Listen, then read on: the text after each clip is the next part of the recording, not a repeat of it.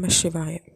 நிர்விக்னா நிశ్చலா ருத்ரே பக்திரவ்யபிசாரிணி தஸ்யைவ ச பிரசாதேன பக்திருத்பத்யதே நிருணாம் ஏன யாந்தி பராம் சித்திம் தத் பாவகத சேதச. சிவசஹஸ்ரநாமத்தினுடைய பாஷ்யத்தை பார்க்க போகிறோம். அதில் இந்த ஸ்லோகம் வருது. அப்போ தடைகள் இல்லாதையும் சஞ்சலமற்றதுமான பிறழாததுமான ருத்ர பக்தின்றது அவருடைய அருளால் தான் மனுஷாளுக்கு உண்டாருது. அவருடைய அருள் இல்லைன்னா அந்த பக்தி உண்டாக போகிறது கிடையாது.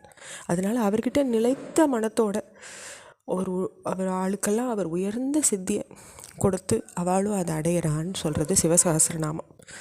அப்போது ஒரு சஞ்சலம் இல்லாத மனசையும் தானே கொடுத்து அந்த பக்தியும் அவர் அருளாலேயே மனுஷா வசதியான சித்தி அடையிறா. இப்போ நம்ம சிவசஹஸ்ரநாமத்தில் 930 நாமங்கள் வரைக்கும் பார்த்துருக்கோம். அதாவது திருவிஷ்டபாய நம, ஸ்வர்கமாக தானே இருக்கார் சுவாமி.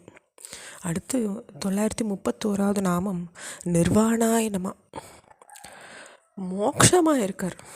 உபாயமும் அவர் தான், அவரோட உபாயத்தில் தான் நம்ம போகிறோம். உபேயமும் அவர் தான், போய் சேர்ற இடமும் அவர் தான், அந்த பாதையும் அவர் தான், நம்ம போய் சேர்ற இடமாயும் அவர் தான் இருக்கார். அதனால் இந்த நிர்வாணாய் நமத்தில் மோட்சத்துக்கான சாதனங்களும் அவரே, மோட்சமும் அவரே. இதான் நம்ம புரிஞ்சுக்க வேண்டிய. ஹ்லாதனாய் நம, ஆனந்தத்தை உண்டு பண்ணுறவராக இருக்கார். தைத்திய உபநிஷத்தம் அதான் சொல்கிறது. ஹேத்திய ஏவ ஏஷ ஹேவானந்த யாதி அப்படிங்கிறது.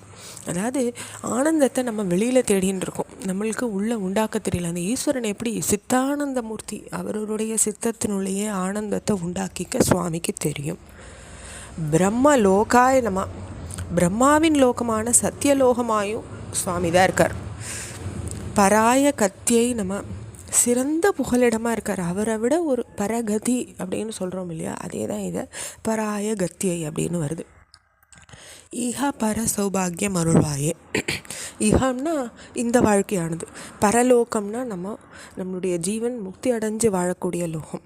அப்போது 2 சுகத்தையும் தரக்கூடியவர் சுவாமி தான். இந்த பராய கத்தியில் சிறந்த புகலிடமாகவும் சுவாமி தான் இருக்கார். தேவாசுர வினிர்மாத்திரே நம, தேவாலையும் அசுராலையும் படைத்தவர் அவர் தான். அசுராலை யாரோ படைச்சுள்ள, அசுராலையும் சுவாமி தான் படைத்தார். அப்புறம் அவளுடைய குணபேதத்தின் மூலமாக அவள் அசுராலாக வாழ்ந்தாள். தேவாசுர பராயணாய நம, அப்படி அவளுக்கும் தேவாளுக்கும் சரி அசுராளுக்கும் சரி முக்கிய ஆதரவாக இருக்கக்கூடியவர் சுவாமி தான். அசுராளுக்கு யார் அந்த வரங்களை அழிச்சா? வரங்களை அழிக்கலைன்னா அவளுக்கு அத்தனை சக்தி இல்லையே. ஸோ அவளுக்கும் முக்கிய ஆதரவாக இருக்கிறது சுவாமி தான். தேவாளுக்கும் முக்கிய ஆதரவு அந்த ஈஸ்வரன் தான், அசுராளுக்கும் முக்கிய ஆதரவு சுவாமி தான். தேவாசுர குரவே நம, தேவாளுக்கும் அசுராளுக்கும் குருவாக இருக்கக்கூடியவர். தேவ குருவான பிரகஸ்பதி வடிவிலையும் அவர் தான் இருக்கார்.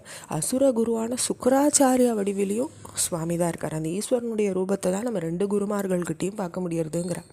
அப்போ தேவாசுர குரவே நம, தேவாய நம, சிருஷ்டி முதலியவற்றால் விளையாடுறவராக இருக்கக்கூடியவர். உயிர்களெல்லாம் எல்லா உயிர்களையும் இயக்கிறவராக இருக்கார், ஆத்மாவாக ஒளிர்றார். அதனால் அவர் தேவாய நம. தேவாசுர நமஸ்கிருதாய நம, தேவாளாலையும் அசுராளாலையும் நமஸ்கரிக்கப்படுறவராக இருக்காரே அப்படின்றதுனால ஈஸ்வரன் தேவாசுர நமஸ்கிருதாய நம. தேவாசுர மகா மாத்திராய நம, தேவாளுக்கும் அசுராளுக்கும் சிரேஷ்டராக இருக்கக்கூடியவர். அதாவது சிரேஷ்டமான வஸ்துனா இருக்கிறதுலே சிறந்த வஸ்து, சிரேஷ்டமான வஸ்து, அவளுக்கு சிறந்த உபாயம் அளித்து அவளுக்கு ஹிதமான வஸ்து. அப்போ தேவாளுக்கும் அவர் தான் ஹிதம், அசுராளுக்கும் அவர் தான் ஹிதம்.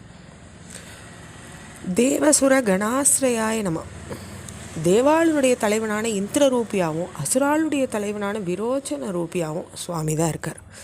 தேவாசுர கணாத்தியக்ஷாய நம, தேவ கணங்களின் தலைவரான கார்த்திகேயன் அதாவது முருகப்பெருமானுடைய வடிவிலையும் அசுர கணங்களின் தலைவரான கேசி முதலிய வடிவிலையும் சுவாமி தான் இருக்கார்.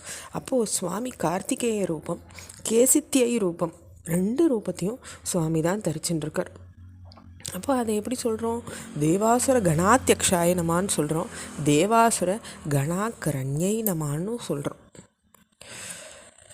தேவாதி தேவாய நமன்னு சொல்கிறோம். இந்திரியங்களுக்கு எட்டாமல் விளங்குறவராக இருக்கார்.